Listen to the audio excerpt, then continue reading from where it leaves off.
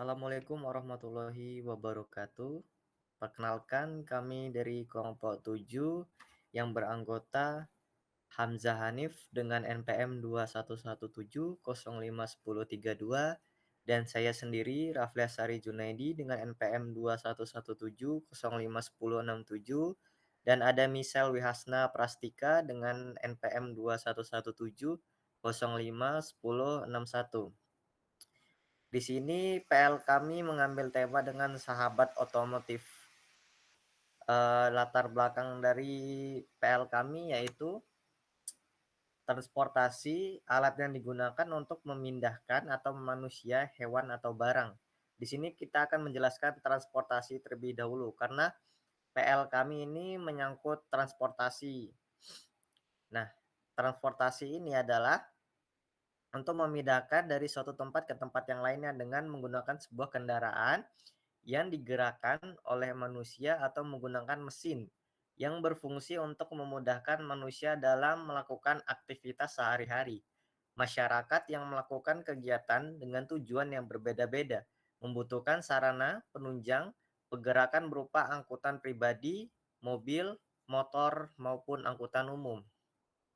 Sejalan dengan peningkatan pendapatan masyarakat, banyak orang yang mampu membeli kendaraan pribadi, salah satunya dengan memilih transportasi bekas. Transportasi bekas adalah transportasi yang dijual belikan setelah digunakan oleh orang lain atau transportasi yang bukan baru. Kini semakin meningkatnya jumlah produksi transportasi mobil motor baru dan munculnya berbagai model yang berdampak dengan banyaknya transportasi mobil atau motor bekas yang terdapat beberapa alasan utama kenapa konsumen lebih memilih transportasi bekas dikarenakan meningkatnya harga transportasi baru. Harga transportasi bekas yang cenderung lebih murah dengan kualitas yang tidak jauh berbeda dengan transportasi baru. Harga pembelian transportasi bekas dan harga jual tidak terpaut jauh. Transportasi bekas tidaklah semudah seperti memilih transportasi baru. Perlu beberapa hal yang dipertimbangkan. Baik, untuk urgensi mungkin akan dijelaskan oleh Misel Wiasna Prastika. Untuk saudara Misel, waktu dan tempat saya persilakan. Oke, selanjutnya yaitu tentang urgensi kenapa perangkap lunak ini dibuat, yaitu karena penipuan dalam jual beli sebuah mobil dikarenakan ketidaktahuan pembeli dalam mengecek mobil bekas. Selanjutnya yaitu tentang solusi. Solusi dari PL yang kami tawarkan yaitu bantuan berupa aplikasi yang bernama Sahabat Otomotif supaya masyarakat lebih mudah dalam melakukan pengecekan detail mobil, servis mobil, dan jual beli mobil, sehingga masyarakat lebih hati-hati dan tidak menjadi korban dari oknum yang tidak bertanggung jawab. Dan aplikasi yang kami buat ini sangat mudah untuk digunakan, sehingga masyarakat lebih mudah untuk memahaminya. Selanjutnya akan dijelaskan oleh saudara Hamzah. Kepada Hamzah dipersilakan. Eh, Fitur-fitur dari PL yang kami tawarkan yaitu yang pertama ada cek kendaraan bekas, lalu yang kedua ada jual beli mobil bekas, yang ketiga ada bengkel terdekat, dan yang terakhir ada cara merawat mobil. Baik, mungkin langsung saja saya jelaskan mengenai prototipenya.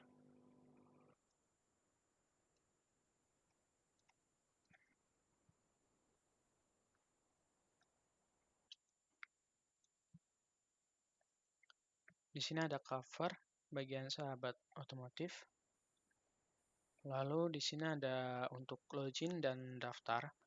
Untuk pertama kali login, misalkan kita belum mempunyai akun, kita pilih yang daftar terlebih dahulu, lalu memasukkan email dan password. Selanjutnya next, memasukkan username, daftar. Jika sudah daftar, kita akan diminta untuk login.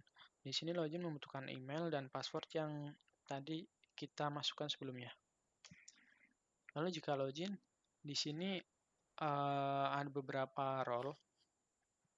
Kalian bisa memilih role Pertama ada pemilik atau calon pemilik mobil, yang kedua ada showroom, yang ketiga ada bengkel atau mekanik. Pertama-tama kita masuk ke bagian role pemilik atau calon pemilik mobil. Di sini saya akan menjelaskan fitur cek mobil. Jika cek mobil sudah ditekan, maka akan masuk ke dua pilihan, yaitu pengecekan secara mandiri atau hanya bantuan perangkat lunak, atau menggunakan bantuan mekanik yang sudah kita sediakan. Misalkan kita pilih mandiri, maka akan muncul 5 pilihan pengecekan. Pertama ada mesin, eksterior, interior, test drive, dan dokumen. Mesin, maka akan keluar daftar-daftar pengecekan mesin secara rinci. Lalu eksterior, interior, test drive, dan dokumen. Selanjutnya saya akan menjelaskan jika kita memilih dengan bantuan mekanik. Di sini hal yang pertama yaitu masukkan lokasi pengecekan. Lalu yang kedua masukkan jenis mobil yang akan kita cek, lalu pesan mekanik. Oke, ini adalah contoh jika mekanik menolak pesanan kita. Dan ini adalah contoh jika mekanik menerima pesanan kita. Jika kita lihat di sini bisa keluar nama mekanik, bengkel, dan data diri mekanik yang lainnya.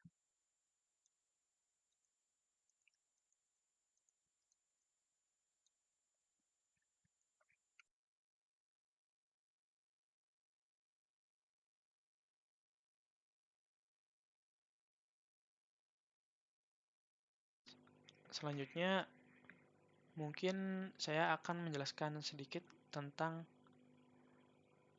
bagian role dari bengkel atau mekanik. Di sini ada dua pilihan, pilihan pihak bengkel dan pilihan pesanan mekanik. Ini adalah contoh tampilan jika ada pengguna yang memesan mekanik. Di sini pertama-tama dari pihak mekanik akan mengisi nama mekaniknya, lalu nama bengkel, dan deskripsi lainnya. Dan di sini ada daftar lokasi pengecekan, ada di jalan mana, nomor mana, kecamatan, dan kabupaten. Lalu juga ada jenis mobil.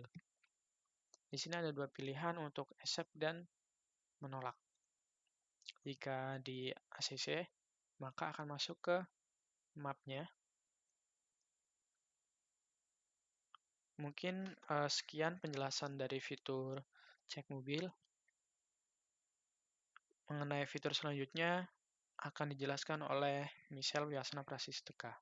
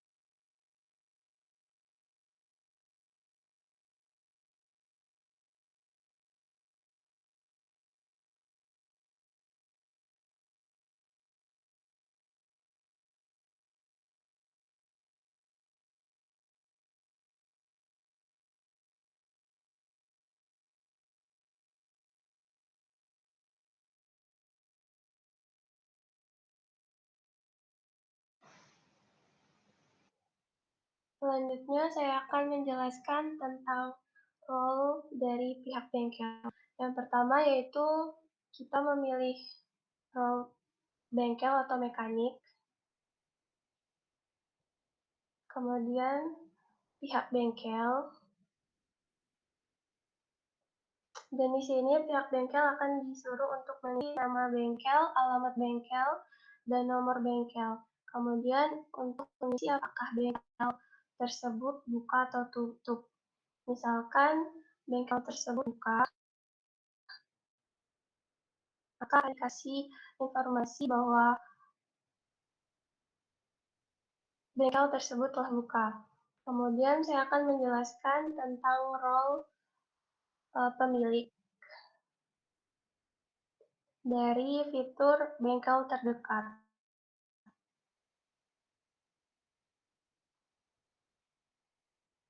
Di sini akan ditampilkan peta, kemudian pemilik akan disuruh untuk mengisi dari formnya.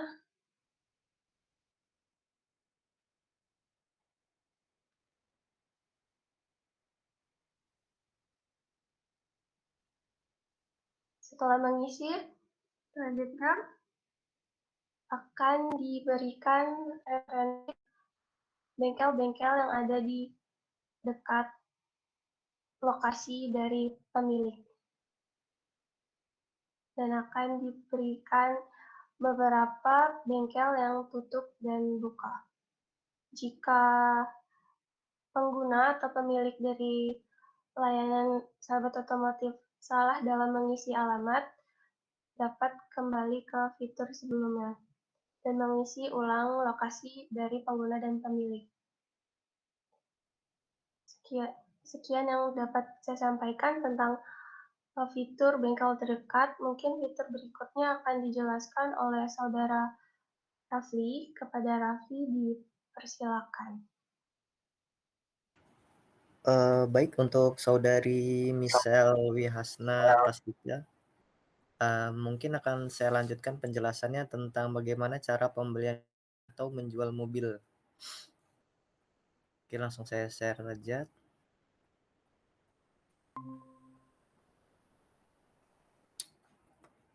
Untuk pertama-tama kita klik masuk.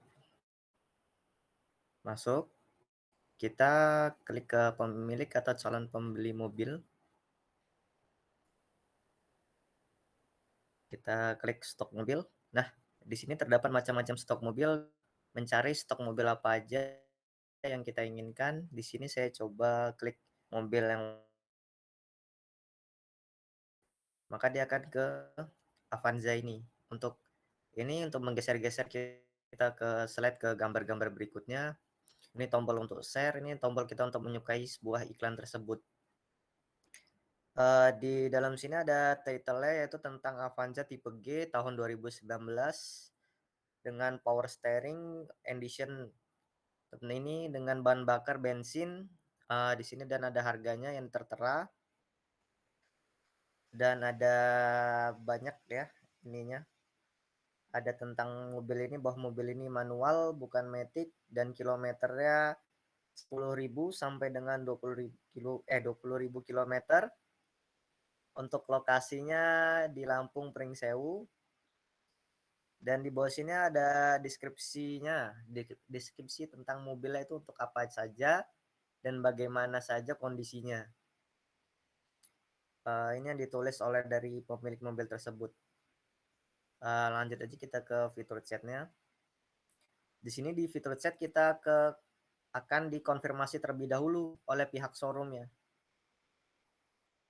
Jika mobil itu tidak ada, maka akan kembali ke pilihan sebelumnya. Kita memilih mobil lagi kembali. Coba kita klik lagi. Jika kita klik tanda centang ini atau checklist, maka tandanya mobil tersebut tersedia. Nah, sudah tersedia, maka pihak showroom mengabari bahwa mobil itu ada, maka akan timbullah fitur chat.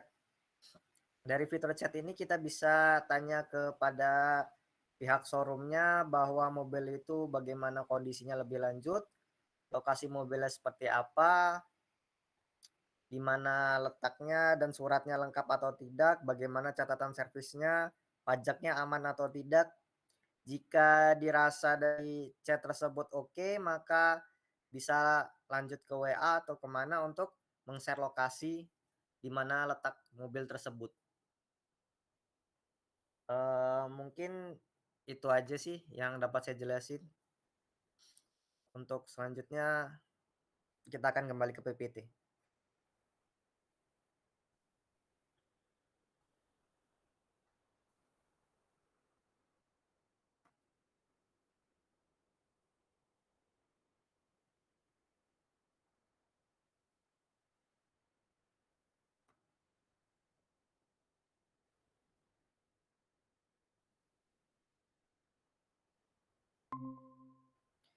Baik, di sini saya selaku moderator dari kelompok 7. Jika ada salah kata saya mohon maaf, kepada Allah saya mohon ampun. Saya akhiri, wabillahi wa taufiq walhidayah. Wassalamualaikum warahmatullahi wabarakatuh.